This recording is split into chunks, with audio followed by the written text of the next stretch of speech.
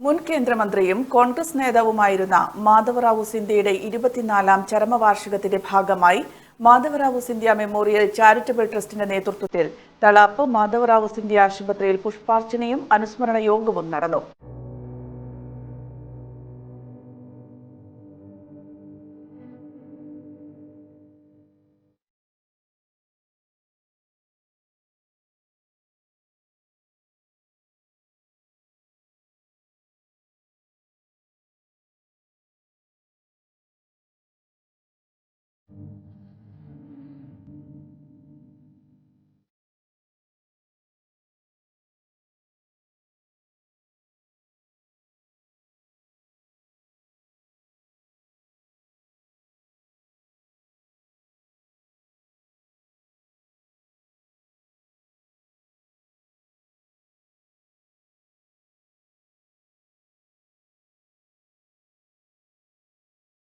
Kannur DCC president advocate Martin George അനുസ്മരണ യോഗത്തിന്റെ ഉദ്ഘാടനം നിർവഹിച്ചു.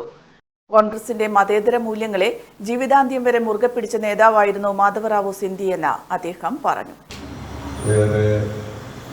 ഇഷ്ടപ്പെടുന്ന അല്ലെങ്കിൽ മനസ്സിൽ കൊണ്ടു നടക്കുന്ന ഒരു നേതാവായിരുന്നു.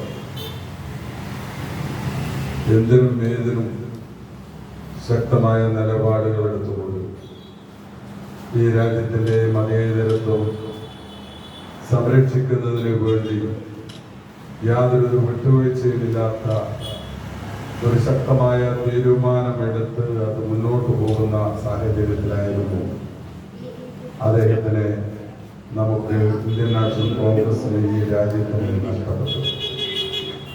നമുക്കറിയാം, വിവിധ രാഷ്ട്രീയ ഉൾപ്പെടുന്നവർ ആ കുടുംബത്തിലുണ്ടായിട്ടുണ്ട്.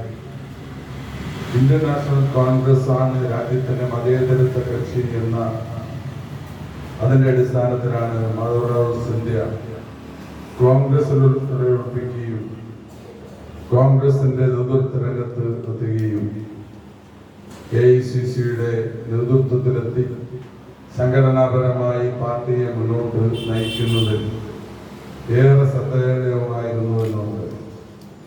ഭരണരംഗത്തും അദ്ദേഹത്തിന്റെ ആ നൈപുണ്യം നമുക്ക് കാണാൻ വേണ്ടി സാധിച്ചിട്ടുണ്ട്. കുക്കിരി രാജേഷ് അനുസ്മരണ യോഗത്തിൽ അധ്യക്ഷത വഹിച്ചു.